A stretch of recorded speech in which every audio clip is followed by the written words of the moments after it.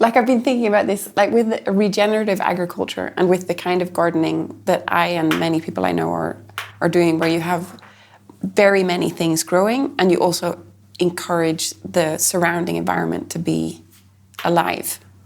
Like you want to have spaces where many different kinds of insects and beetles can inhabit, and that's both beneficial for your garden, but it's also beneficial for many other species. But there is also, like, we build cities, I think, because we're also very afraid of nature. Like, I was shocking being stung by a bumblebee, and I love bumblebees, but still it gives me a moment of like, oh, danger. And that the more living the environment becomes, the more other species we'll be living with. And that is not a simple thing either. Like, we've gotten rid of most of the animals which we consider to be dangerous. We can't stand living with nature, actually. And that, I'm like, wow, that is a tension that is super exciting. And I hope that I can't tell a story to solve that thing, but I hope that we can have a really creative relationship to nature that's new, actually. A new story. There, I think that we need a new story, really, if we're going to move forward.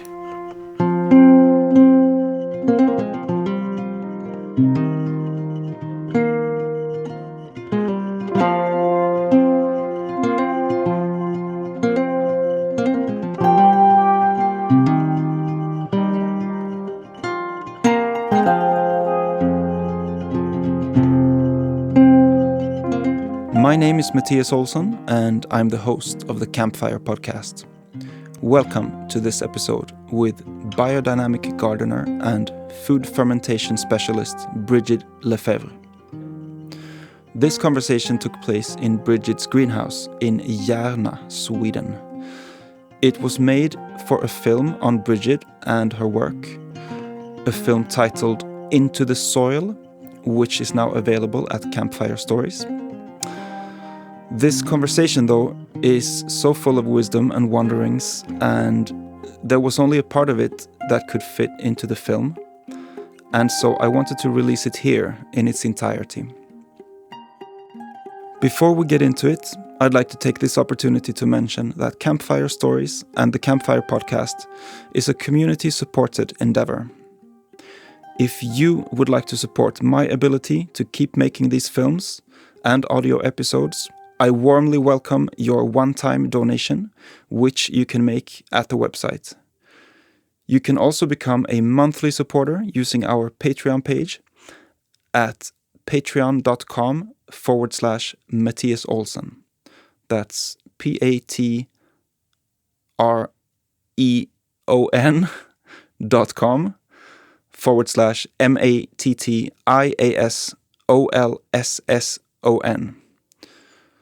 TTS. Yes, sir. In case you're listening to this through your podcast player, you can head on over to the Campfire Stories website at campfire-stories.org, where you can watch all of our films and make donations. And if you're listening from within the Campfire Stories website already, well, then you're already on the site where you can watch all of our films and choose whether you want to make a donation. All right, enough with all of these practicalities. I hope you will enjoy this conversation as much as I did. Lots and lots of love to you, and thank you for being you and for being here.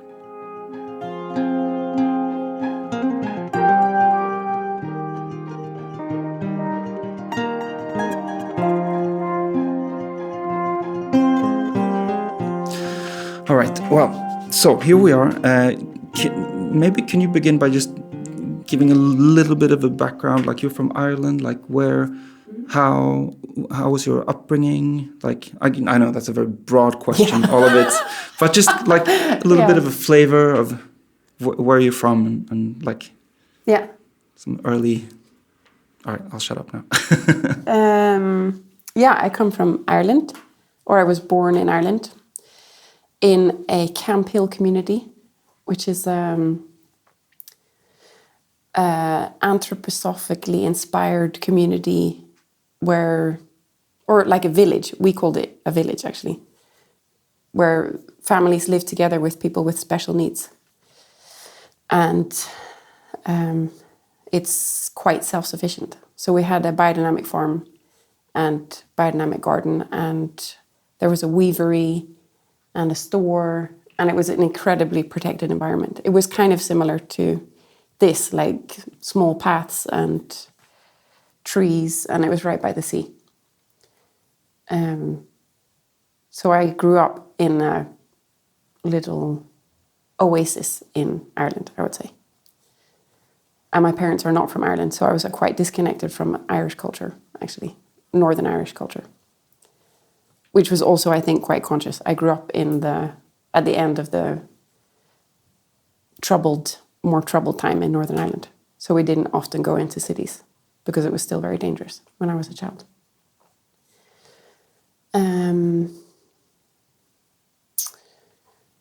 I lived in Ireland for the first 18 years of my life, and then I moved to England because I wanted to continue in the Waldorf education system, and that was only available up to the age of 16 in Ireland. So I moved to England, and then I moved to Scotland to go to university, and then I moved to Sweden. And there's lots of stories in between there. But it's so funny when you describe the community in Northern Ireland where you grew up, that it just sounds kind of exactly like the community that you've moved to here in Sweden. Very similar. Yes and no. Okay.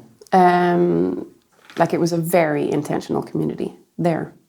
Like with community meetings every week and with a very thought out structure, and with a completely different economic system also.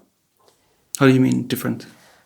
My parents, who still work for the community, or now they're retired in a sense, but my parents and everyone else who worked there worked voluntarily. There was no wages, and there was no exchange of money at all. Like we had a store, and that store brought in bulk organic produce, and then we went and like took a scoopful of nuts or a scoopful of rice and weighed it, and then wrote down the price in a book. So each household had a page in a book in the store where you just wrote down what you'd taken. And each year, each household would make an assessment of approximately how much finances they would need. But there was no actual money. So there would be like a budgeting for each household community. Sounds like heaven. Why would you leave? Because it wasn't heaven. No. Well, for one, it wasn't really available for us to stay. That was also, it was an intentional community for living and working together with people with special needs. Mm-hmm. But it wasn't really designed to accommodate the children of the people who made that decision. Mm-hmm. Also, it's completely collapsed now. Oh. There's almost no Camphills left. Oh. Because of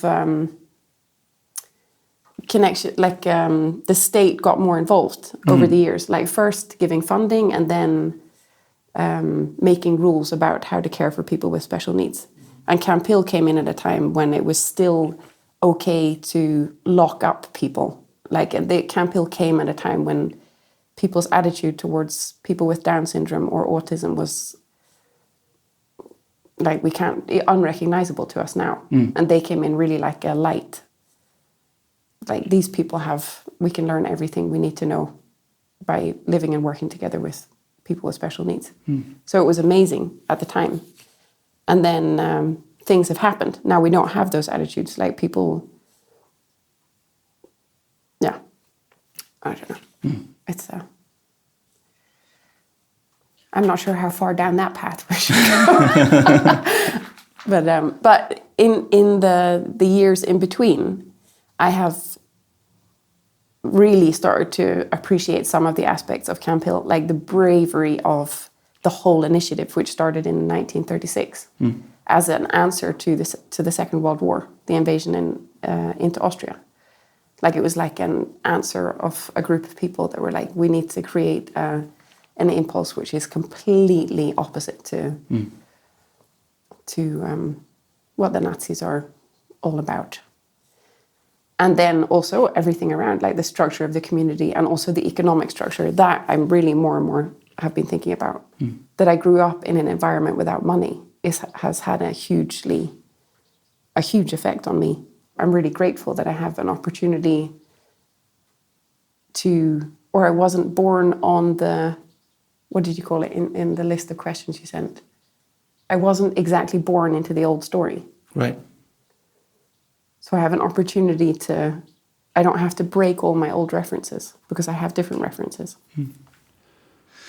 So with all those things that you said about the community where you grew up, with the not having money and all of those things, what do you think because we're living today in a situation that's falling apart more and more societally and ecologically and in other ways, what do you think we can learn in going forward from your past?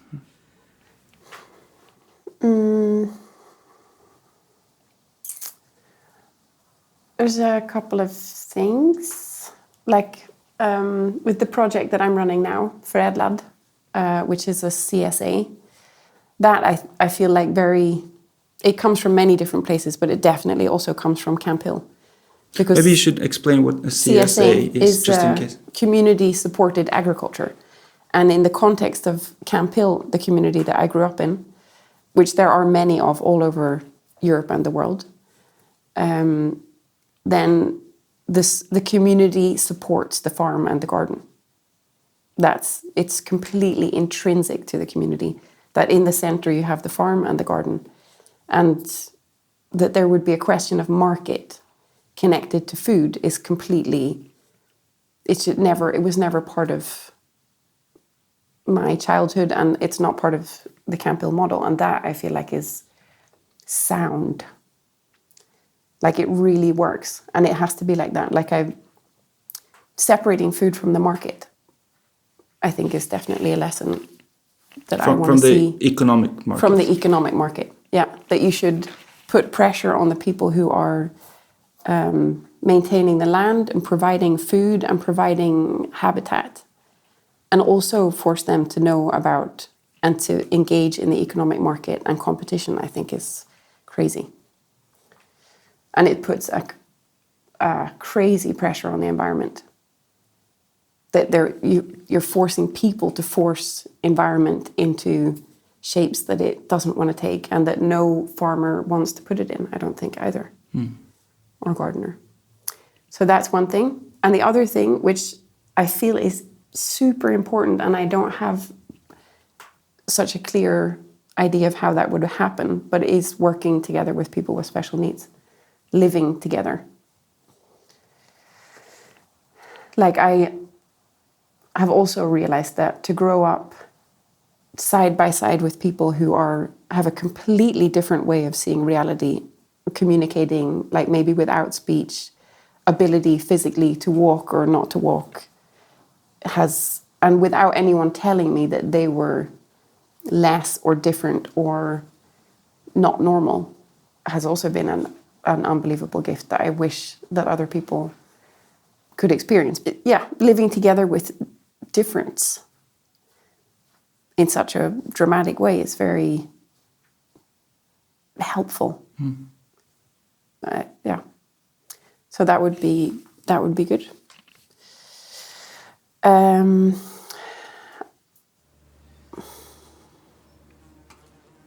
All right. Do you want to stay on this topic? On this topic for a bit, or? Because I also just realized I have about 15 questions, and we're on question number 2. We're not yet on question number 2. Okay. I can say just one last thing about the spiritual aspect, and that's the relationship to nature.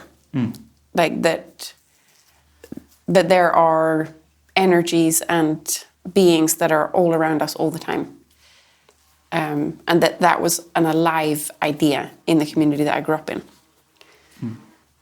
That spaces were, Like for me, it was so alive. It's also actually quite alive in Irish culture. That there are beings that are connected to certain trees and certain spaces. So that also fitted very easily together, I think. But to have that as such a uncriticized reality is very nice. Like it changes, it very quickly changes relationship to the environment that you're in. Beautiful.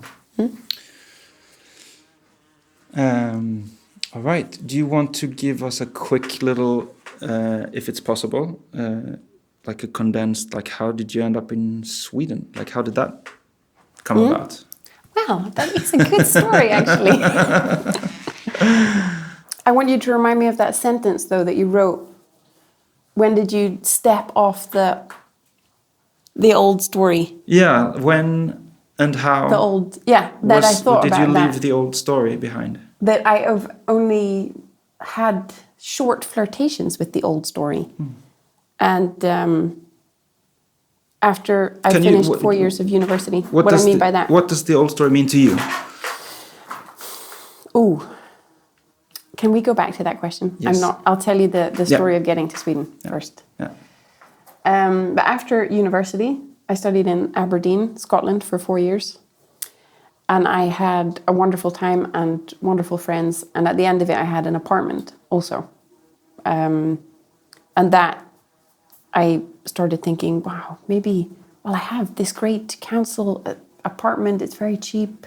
I have good friends. I could just get a job here and stay. And then I literally woke up in the middle of the night screaming, no! And it was very clearly about that. I was like, no, Brigid, you are going backpacking. You are giving up your apartment. You are getting rid of all your things. And you are taking your guitar on the road. So I booked a bus trip to Amsterdam for when I was finishing. So that was like, and then I, organized and very quickly got rid of all my stuff in my apartment. And then I started busking around Europe, which I did for 6 months. I visited people like I don't know if I wasn't that brave, but I went to visit my cousin and I went to friends in Berlin and then I went to friends in Finland. And when I was in Finland, I took part in a busking competition at a rock festival called Ilosauri Rock in Joensuu, which I won. And the prize was to come back the following autumn to record, to have 1 week in a studio recording. So in between, at the time I wasn't flying. I didn't fly for many years after, like from about the middle of my university years after a lecture from a soil scientist. But I hitchhiked all the way back to Ireland and then through England. And then I hitchhiked all the way back. And on the way I met Moira, who lives in Järna now, an English girl. And she lived in Järna, which I'd never heard of. Sweden was not on my radar at all. And then we realized that Järna is on the way to Finland if you're hitchhiking, almost unavoidably if you're hitchhiking because you have to take the E4 and then the boat.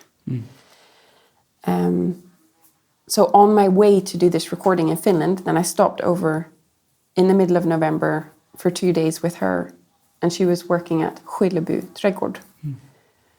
And it was very snowy. It was like very high snow, super cold, -10. The moon was up. A moose walked across the field. It was like, it was totally magical. And then she said, why don't you ask the gardener here if you can get a job here? Like, because you grew up with biodynamic agriculture, like a quick pass. Because usually he only took people who were studying at Skillebyholm. And so I did that, and he said yes. So I did my recording in Finland, and then I moved straight back to Sweden without anywhere in between. And that was 12 years ago.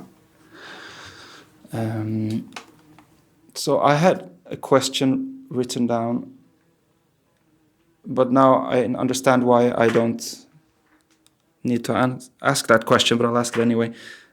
Which is like, why? What is it about the biodynamic way of farming that attracts you? That attracts me. One thing is, I don't know why this Camphill thing has become central to this conversation, but it's there now. Yeah. But when I grew up, that was just agriculture. That was the normal way to grow, to have fields and farms and animals and vegetables, and that we would go out as a community and spray the preparations a couple of times a year all together. Maybe do you want to also just briefly? I mean, I've made a whole film about what is biodynamic farming, but just briefly, what is biodynamic farming for somebody who maybe doesn't really know? And I know that's difficult to shorten. It is. It is difficult. No, I've spent years thinking I'm going to sit down and write what is biodynamic agriculture briefly, like just to be able to answer that question. But I haven't gotten around to it actually, so I'll just say a couple of things about it maybe. But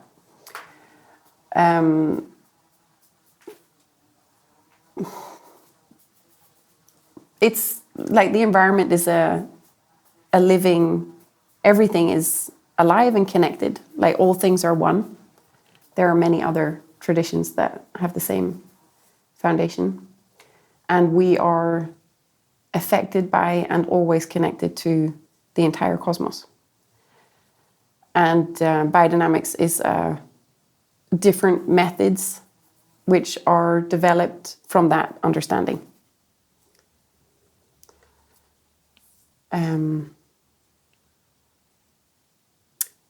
And like practically, it's very connected to animals and to plants, especially certain plants that accompany agriculture often, like nettles and dandelions and yarrow, that are wild plants, but they're not really in the wild. They are on the periphery of agriculture.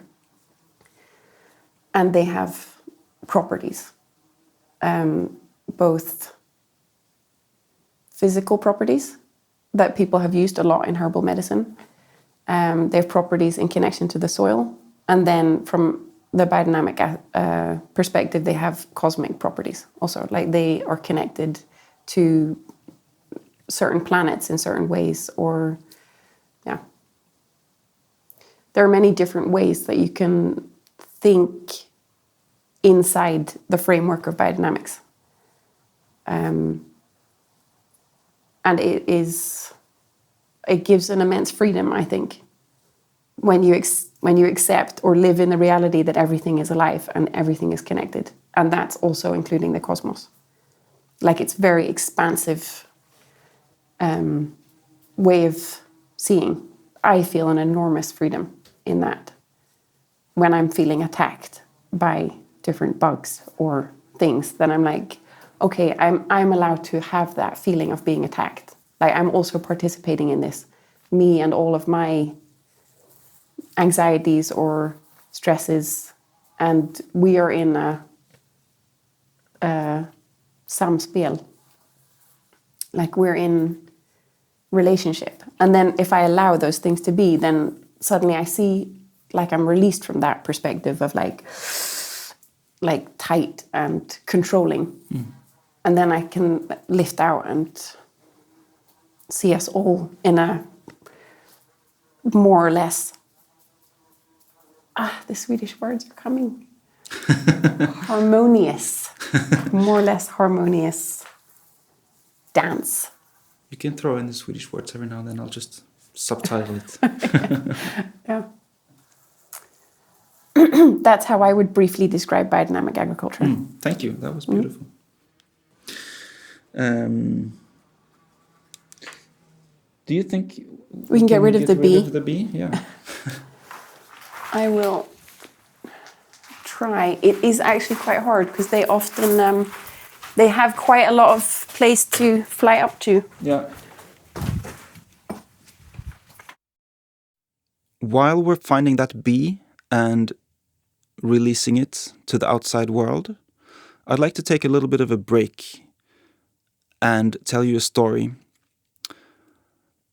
So when I started doing research about Brigid and started thinking about reaching out to her for an interview, I was scrolling through her Instagram and there was this one post that caught my attention. It was a video post where Brigid had filmed a group of musicians who one day had come up to her while she was working in the garden, asking her if they could play her a song. And I could tell that the song was really beautiful, but the audio quality wasn't that great because it was just shot with a cell phone. But I just kept that with me, and when I did eventually reach out to Brigid and ask her about setting up a time for this interview, I also asked her about that group of musicians and that song. And we decided to try and find the musicians again, and we did. It turned out they were students at the nearby youth initiative program, and we asked them if they could come back to Brigid's garden and play the song again. And that time I would be there recording it with my video gear and audio gear. There's actually, if you'd like to see the video version of it, you can find it on the Campfire Stories YouTube page. But for now and for here, I will leave you with the audio of it. The song is called Song to the Earth. And after the song, we'll resume the interview with Brigid.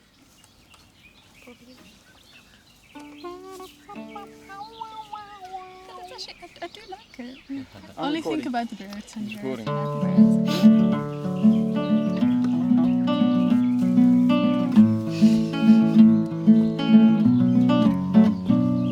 What is it to know her song? The beauty and the hurt that she calls. Find my way through the dark, following the voice of the earth. How could my own kind treat our earth and each other like we do? We face the approaching storm, wondering what can we do? I see in our world people who care, who love, who hope. I see a future where humanity listens, whoa, to the song of the earth.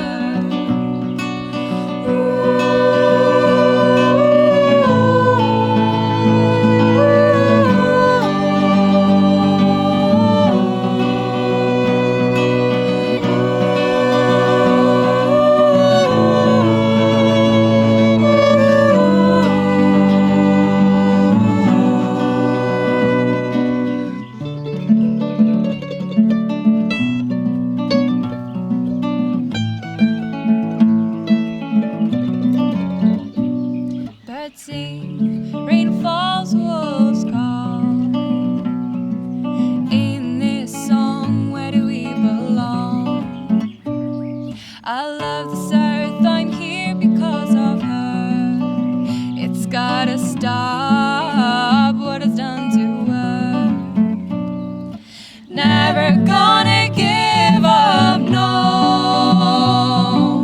I will always care. Won't close my eyes and I won't close my heart. In this song's where I belong.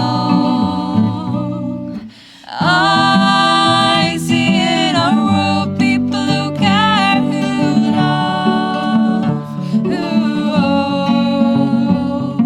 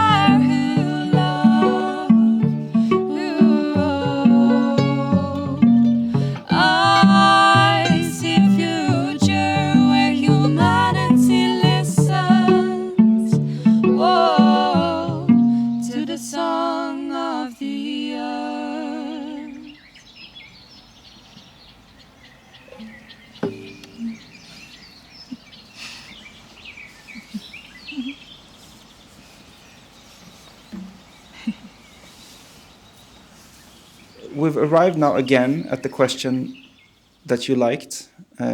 So I'll just ask that again, and with the wording that I sent to you yesterday. At what moment did you step out of the old story? Well, it's not exactly, not that I didn't like it, but that I wasn't quite able to place myself in the old story. And then you asked, what do you mean then? What is the old story? And I think the old story is where we live in a constricting world that is doing its absolute best to deny us any possibility for creativity in the way that we choose to live. And I see that happening especially, and I find it especially in the need to make money. And I totally understand, and I don't blame anyone for living in that reality. I think it's something which has been constructed, not accidentally, but it's not anyone's fault. And just because I don't feel like I'm necessarily always there. Or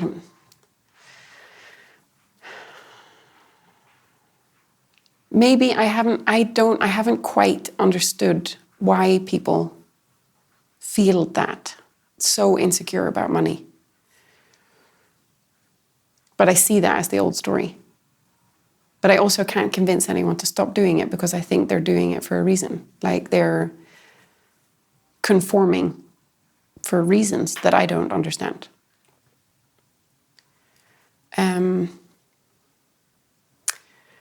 But I have a strange, like the way I've moved through my life has also been often that I'm spurred on by a single sentence that one person says to me once. Like, after I'd moved to England to go to continue Waldorf school, then after 1 year, all the Waldorf schools met up in this college called Emerson College for the 12-year meetup. And I was supposed to continue the year after to finish my A-levels. But then when I got to this college, I was so enchanted by this place. And then one of the teachers of this program that was running there, that is quite similar to YIP, it was called the orientation program. But they approached me and said, would you be interested in leaving your school and coming here instead for a year? And I was like, yeah, I'm going to do that. And then at the end of that year, one of my teachers said, have you thought about studying psychology at university? And I'd given up university because I wasn't doing my A-levels. And you need to have those grades in order to get into university. And I was like, yeah. So I just wrote to universities and started psychology, which was a terrible idea. And I changed quickly to a different subject. But it got me to Aberdeen. And it's been often that it's just been these, or like when I bought my first guitar, the girl who took me to buy the guitar, she was like, don't learn too many of other people's songs, otherwise it will be difficult to stay in your own creativity. So I only learned House of the Rising Sun. And then I started writing and performing straight away. Like it was just, I don't know. So I feel like they've been helping me keep out of traps, in a way. And I can't, from that, it's not like I can come with some major piece of advice to help people lift themselves out of the constrictions that they experience in their lives, which I think many people do, especially the constriction of having to make money, like having to feel secure. Because I get asked often, when people ask me what I do, and I say I make films, and they say, oh, can you make a living doing that? So that's like kind of the most boring question and the most common question that I ever get.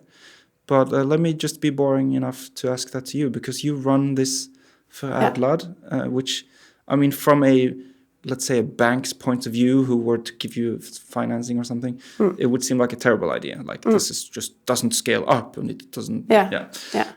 So, but do you make your living from that, and how does that work? Yeah. I have a very good life. Like I live in a dream. I mean, this is where I hang out every day. And I eat well. I have a good social life. I have somewhere to live. I live with the fermenting kitchen. We get on well most of the time. And I also am a teacher.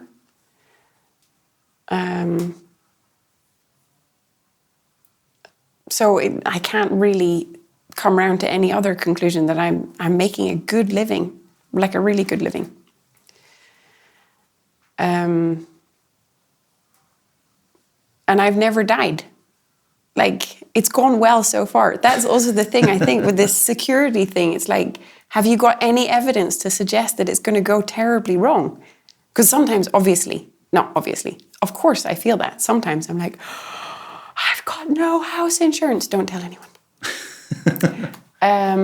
But I have no evidence from a scientific perspective to tell me that that's not working out, because it has worked out very well so far. 37 years it's been working out. So yes, I make a good living. Nice. That's the way I... Do you want to have a bank answer also? No, I don't care about that. That's part of the old story. Yeah. No, but that's how I measure success also. When people ask, do you make a living from this? And I'm like, yes, the last time I went to the grocery store, I had money in the account to buy for the groceries that I purchased. And I live and I eat and I play and I work. And but I liked I haven't died even once. No, exactly. I'm living, so living. And then I also when I stopped, maybe not the supermarket thing, but I haven't traveled widely, actually. Like my grandparents lived in Texas, so we went there, and my other grandparents lived in Holland, so we went there. They were like the trips. And then when I graduated, then as I said, I often went from people I knew to people I knew. But recently I went to visit my sister who lives in Cambodia. And that was the first time I'd been also to visit my sister when she lived in Tanzania. And I've been to Ethiopia. So a couple of times I've been in places where people have a completely different daily reality and a completely different relationship to money. And that helps me when I feel insecure. I'm like, I am wealthy. Like, I am extremely financially wealthy. But you don't have house insurance. But I don't have house insurance. And most people in the world don't have that either. And I, compared to them, have so much money. You have a house. I have a house. Just if when I get into insecurity moments, I'm like, this is the reality of the world that we live in. And I am wealthy. Beautiful. Thank you. What is, switching topics completely. Excellent. I was getting a bit emotional. What is regenerative agriculture? That's like a word now. But what is it when you explain it? Regenerative agriculture is coming to a place and making it more alive than it was before, I think. And I think often you use regenerative agriculture in connection to old land that has been in agriculture, which has been, what is that word? Degenerated? No. Destroyed. No, there's a degraded. Degraded. Yeah. That the quality of the land and the environment has become less and less. And regenerative agriculture, I would connect very much with biodynamic agriculture, because that is also the main goal, is to every year improve it. Like every year there's more biodiversity, every year there's more life, and every year there's more connection to the cosmos. through that. Not that I think about that as daily, honestly, but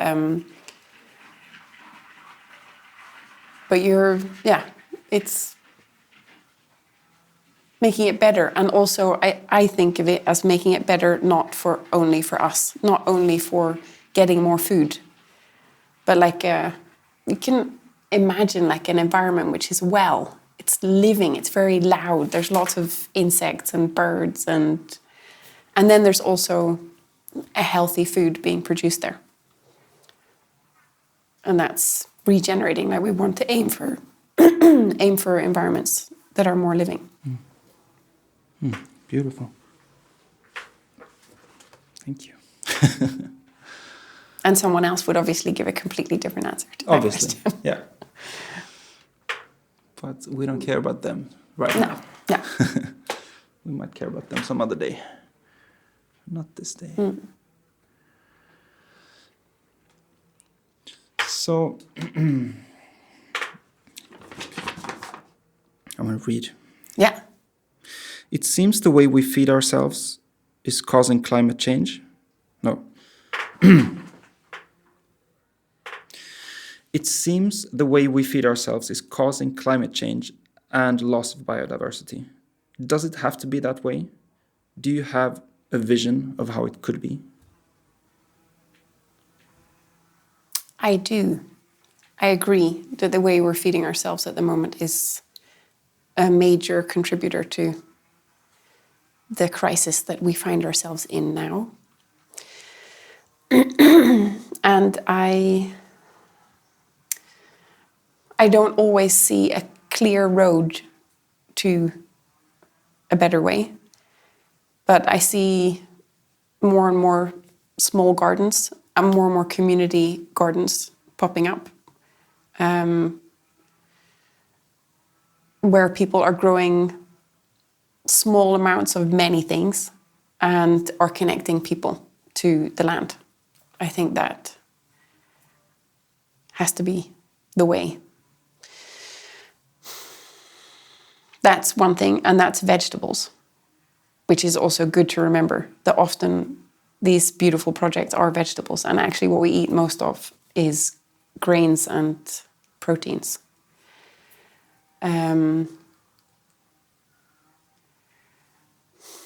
And I want to say, I still think the biodynamic model is very good for that. Like, because the biodynamic, like an ideal biodynamic farm is animals, vegetables, wild areas, grains, all in rotation with people. And they can be scaled up enormously. I mean, there are very successful financially and environmentally biodynamic farms in other places, in India and in Germany, and in England and every Camphill. It's still, even if the many things around Camphill have collapsed, there's almost always still the farm and garden as the center. And they are incredibly efficient at the same time as being environmentally beneficial ways of producing food. I think I know that there is no future for the large-scale industrial farming model. And we all know it, even though we're still forging on, like, through the Amazon, and because we've already destroyed all of Europe, mostly. No, that was dramatic. Destroyed. No, we haven't destroyed Europe. But we've done a lot of deforesting and degradation already.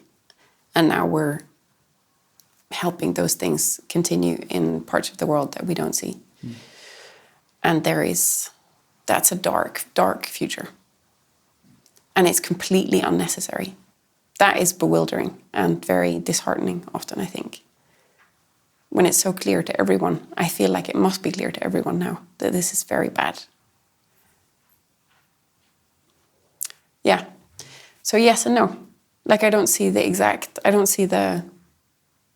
route, but I also feel like it would be beneficial if we started making those the future stories more than the dystopian mega cities with mega pig breeding, whatever horrible nightmarish scenarios that people are willing to paint as a future, which is completely open, the future. I find that bewildering. Sorry, that was negative, because it could look like very diverse. No, sorry. It's okay.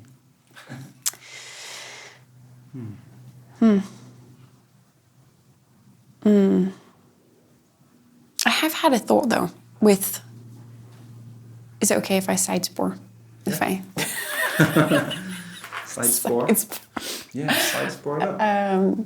like I've been thinking about this, like with regenerative agriculture and with the kind of gardening that I and many people I know are doing, where you have very many things growing and you also encourage the surrounding environment to be alive.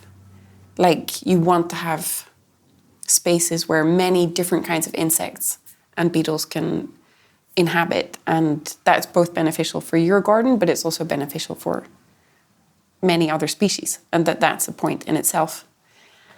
But there is also, like, we built cities, I think, because we're also very afraid of nature. Like, I was shocking being stung by a bumblebee, and I love bumblebees, but still it gives me a moment of like, oh, danger. And that the more living the environment becomes, the more other species we'll be living with. And that is not a simple thing either. Like, we've gotten rid of most of the animals which we consider to be dangerous. We can't stand living with nature, actually. And that, I'm like, wow, that is a tension that is super exciting. And I hope that I'm not going to be, I can't tell a story to solve that thing, but I hope that becomes an exciting future story, like the way that we learn to live together, like really consciously, again. And that's going to play in. Like, that's also why not everyone gets into gardening. Like, people are still really, like, scared of worms and bees and flies. I'm scared of mosquitoes. Yeah, I was so scared of flies when I grew up. Actually, I didn't know. I was like, I tried to jump out of windows. I was so afraid of houseflies. Mm-hmm. Like, we also, there's some, and that's to do with some other story that I didn't create, in a way. Mm-hmm. Like, we're complicated. Yeah. But I hope that we can have a really creative relationship to nature that's new, actually. A new story. I think that we need a new story, really, if we're going to move forward. Because otherwise the city thing is always going to be there. The more and more division between us and other living things. All right, I'm moving on to fermentation. How did your love for fermented food begin? I'm assuming you're in love with food fermentation. Yes, I am. It began. It actually began when I moved to Sweden, like in between the November recording in Finland and the season starting in April. Then I lived in an anarchist collective in Stockholm for 3 months with 4 people who I hadn't met before. And they had a book called Wild Fermentation. So I would say it's partly that collective, where they were trying things like we brewed banana stout over the wood fire, and there was kimchi bubbling over, literally just bubbling over onto the mantelpiece. And then there was this book, Wild Fermentation. And I saw that. I didn't actively engage with that book at the time, but the seed was sown. And then I moved to Järna, and I was working 2 seasons for other gardeners, and then I started my own garden.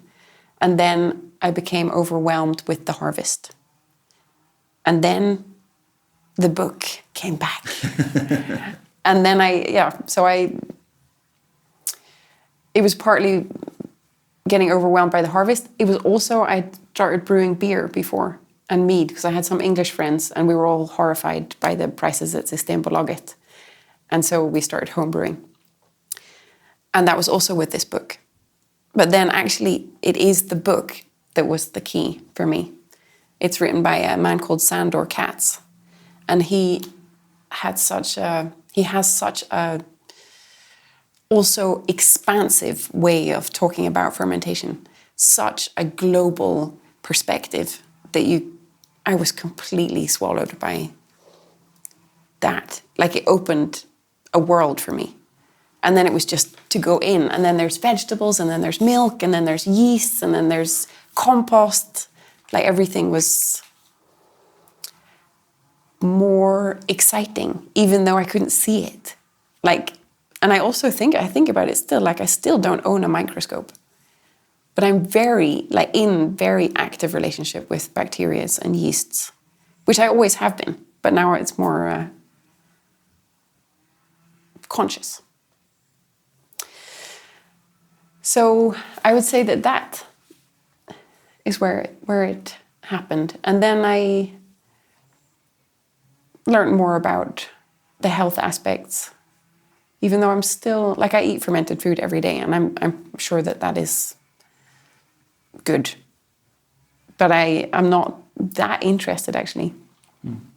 I'm more interested in the human relationship with fermentation, and that I'm participating in something which is deeply human nature. It's kind of to do with that, what I was talking about with relating, like having a relationship with other life.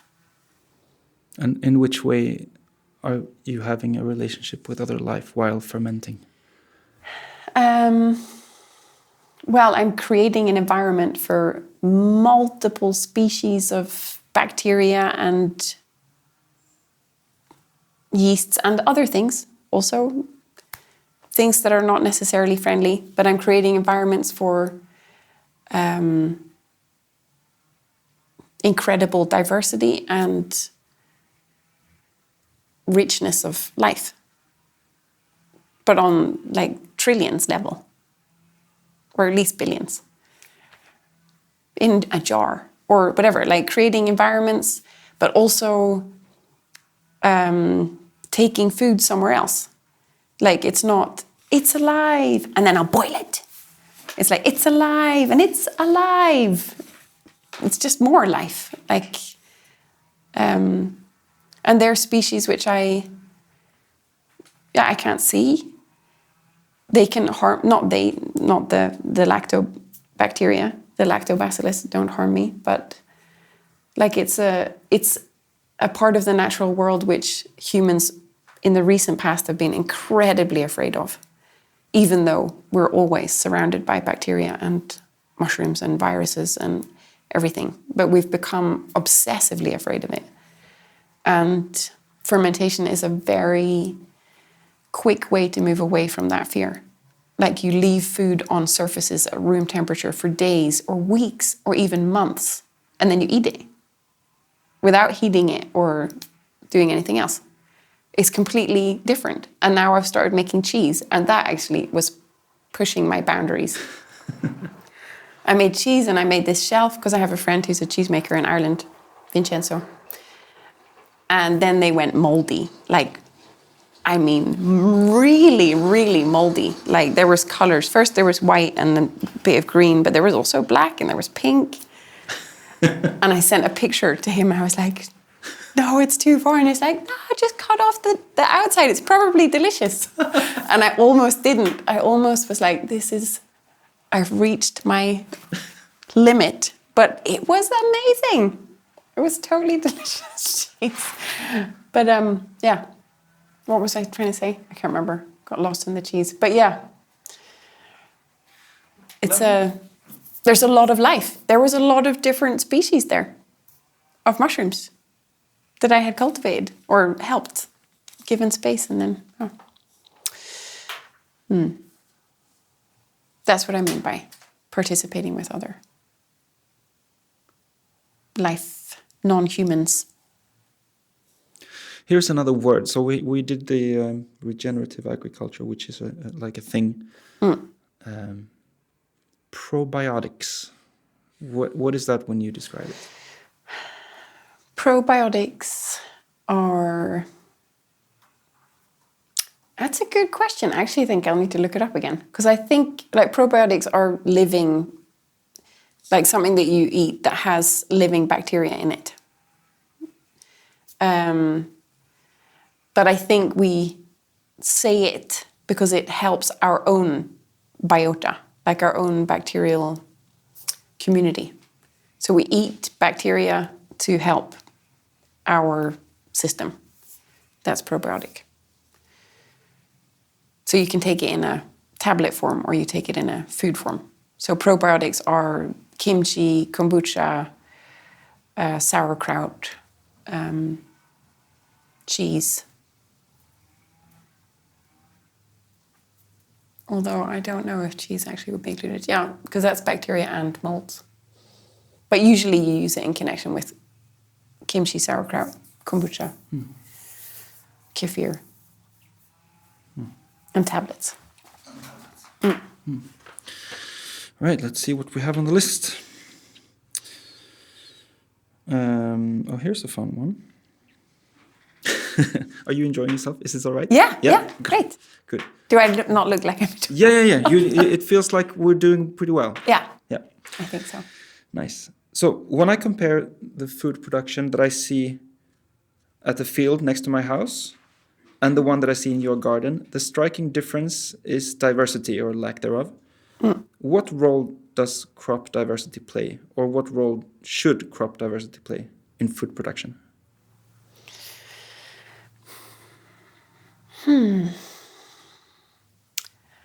I think that crop diversity is absolutely fundamental to regenerative agriculture and to the future of a stable food production. Like monoculture, like we have many of just one plant, is incredibly draining on soil. And it's a starvation tactic for animals. Like you have a lot of food at one time and then everything dries up. It's a disaster for insects. And often is sprayed with chemicals to enable that completely unbalanced way of growing to continue. And also, like for me, I have a huge problem with different insects that attack cabbage. And a lot of them are due to the fact that around this area, there are many people who grow monocultures of raps, for example, rapeseed.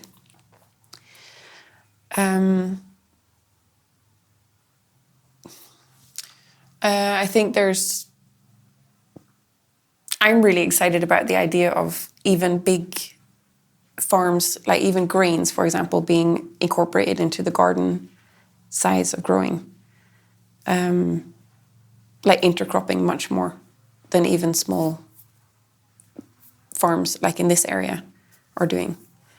But then like in biodynamic agriculture, you have the green manure is really important for the vitality of the soil. And a green manure is a huge mix of different plants from different kingdoms that should remain where they are for 1, preferably 2 years or more.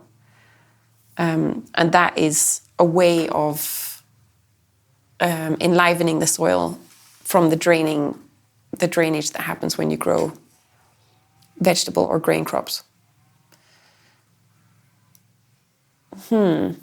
It's a complicated question, actually, I think. There's absolutely no question. Of course, we need a huge diversity of crops. We need many more different kinds of vegetables also. And many more different kinds of grains. We've lost so many species, so many varieties of plants just within the last 100 years. And that is going to be problematic, or it already is problematic. But yeah, it's like there's never enough diversity. That's my feeling. Like even in my garden, where it looks very diverse compared to a rape field. God, It sounds very bad when I say that in English, but that's what it's called. Is that the proper name? Yeah. Just an old field of rape. It's an old field of soil rape. Yeah, exactly. But I always feel like there's not enough plants in my garden together. It's like, wow, it's too many cabbages all in the same place, in a way. Even though I'm not quite ready to let go of rose, personally. But yeah, diversity is absolutely key. Crop diversity. Beautiful. So, what does healthy soil mean to you, and how does that relate to a healthy body? Wow,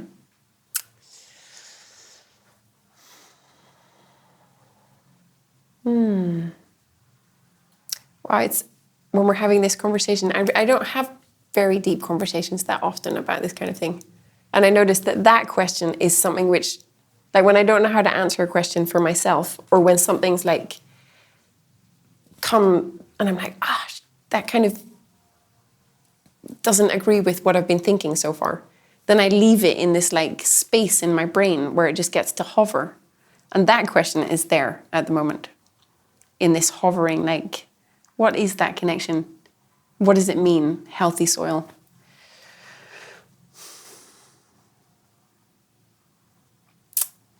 And I'm going to say, I'm also talking a lot about biodynamic agriculture, but we'll just do that. Yeah. Because I've always thought about, there's these preparations that you use in biodynamic agriculture, which are made in a way which some people find very difficult to accept. They involve animal organs and different plants, very few. So there's definitely no animals are harmed in this process. They were already dead for other purposes. Anyway,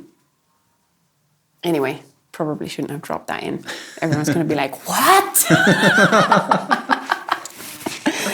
Anyway, there's there's a field preparation that you use at the beginning of the year, which is called Preparation 500. And it was called Preparation 500 because there's like 500 million or billion, I can't remember, aerobic, like good bacteria per milli something. I can't remember. But 500 million or trillion or billion bacteria. Many. It's very rich. It's like an incredibly rich compost that you dilute a lot and aerate, or allow to be cosmically enhanced. Maybe not or, both. But you basically stir it very vigorously for an hour. And I have very often said, and I think about that preparation as a bacterial inoculant. Like, because especially since I've been fermenting, then I've learned a lot more about bacteria and the way they interact with each other. So if, for example, you spray out a lot of one bacteria, then it can change the bacteria that are already there. Because bacteria have the capacity to genetically exchange information with each other. They're not so individualistic as we are. Like, they can change their DNA. So I easily think about that preparation as an inoculant. And then I was recently listening to the agriculture course, which is a series of lectures that Rudolf Steiner gave in 1924. And the whole of biodynamic agriculture is based on those lectures, which were over 4 days. And then he says, if you're thinking about the preparations as an inoculant, you're thinking about it in the wrong way. And that the bacteria is full, or that the soil is full of life, and bacteria is not the thing in itself. It's that you have created a good soil and therefore they are there. And that was the thing which I read that I'm like, my brain is not there yet. So I've put it in that space where it can float. So I wouldn't, because I would want to say first maybe, it's very alive, like there's lots of things in it and that's a living soil. But I'm not willing to say that that's exactly what it is. That's definitely how it would look though. Like it would be very alive. It will be a wild diversity of microorganisms and macroorganisms, as in like small animals. And very simply, if you have more life, then you have more access to more of the beneficial substances in the soil that are being fed to plants. So you get plants that have a much higher nutritional value, and that will be much better for us. And a healthy soil will also support plants that don't need to be sprayed or over-fertilized, and that will also be very beneficial for us. Like plants that get everything from the soil, and I don't mean from what we put on the soil, but from the soil itself, are nutritionally much richer. I can't find any reason to think that that wouldn't be true. Also, I believe that eating food from a garden or a place which is not murderously destroying other species must be spiritually better for us also, and therefore more nutritious. If that makes sense. Yeah. All right. If we look at a field of depleted dirt from years of industrial farming, what would it take and how long would it take to restore it? And what would the side effects be from such a restoration? Ooh.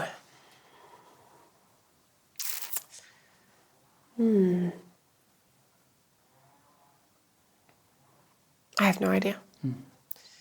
It's also very different from dirt to dirt.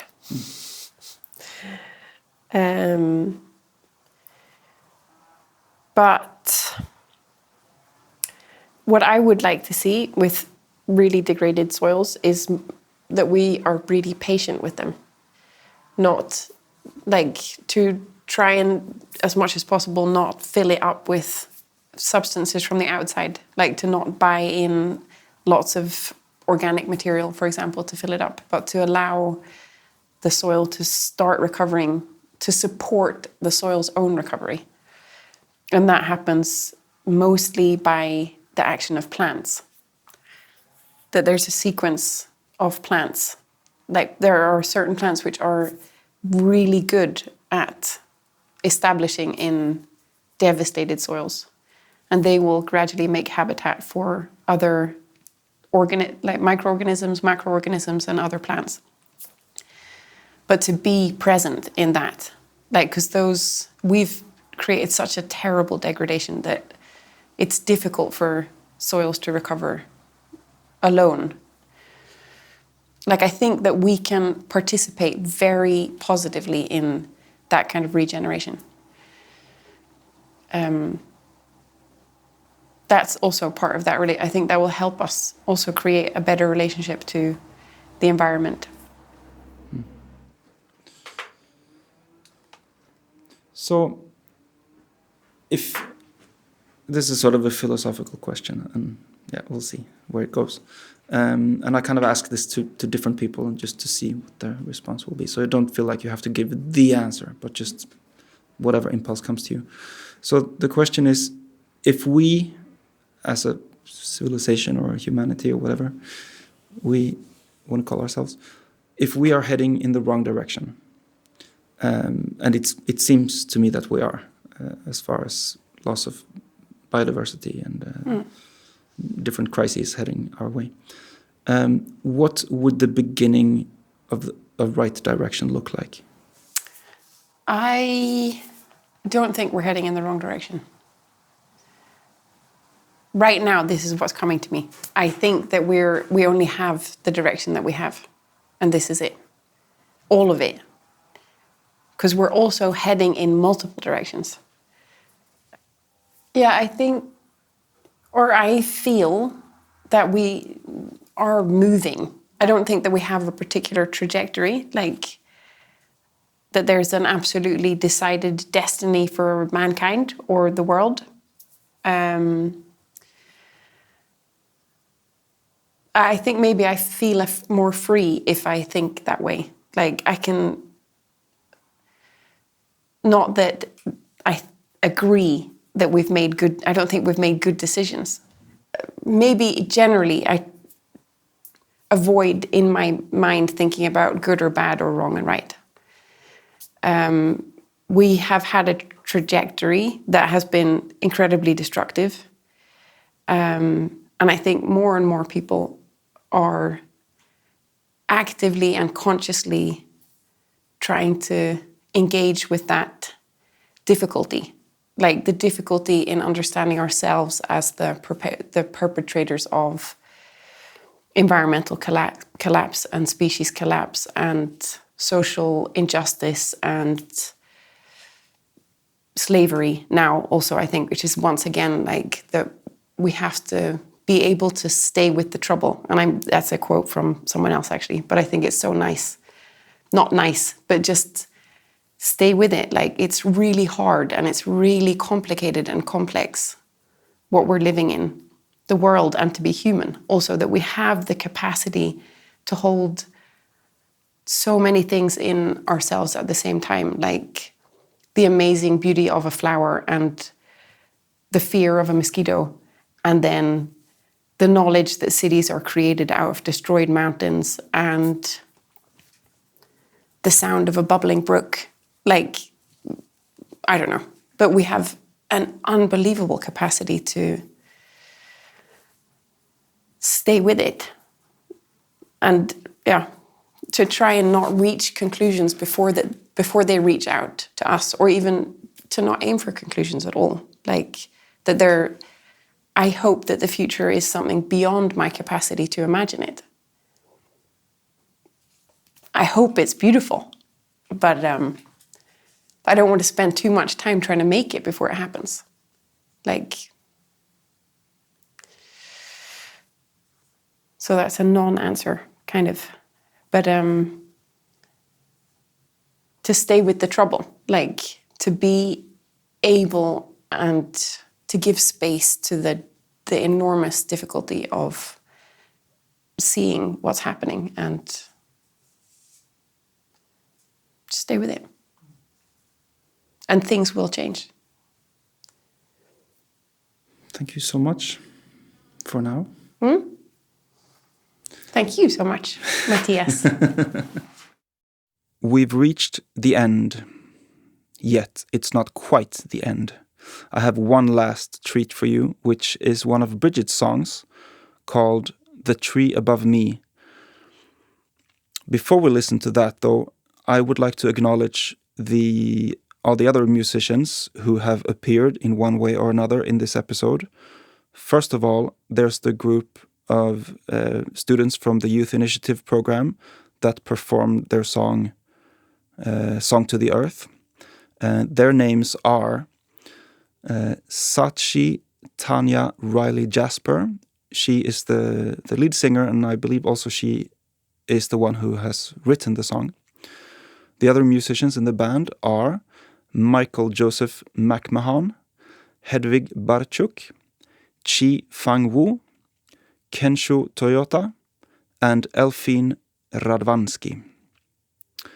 I would also like to thank the musician who made the soundtrack for the film Into the Soil, and whose music I also borrowed a little bit for the intro to this episode. His name is Arvid Rask. He has also collaborated for this last song that you're about to hear. So the guitar and the song is from Brigid, but all the other composition around the song, so to speak, is composed by Arvid Rask. So thank you to all these beautiful musicians who were part of this podcast episode, and thank you to you who have listened all the way to the end.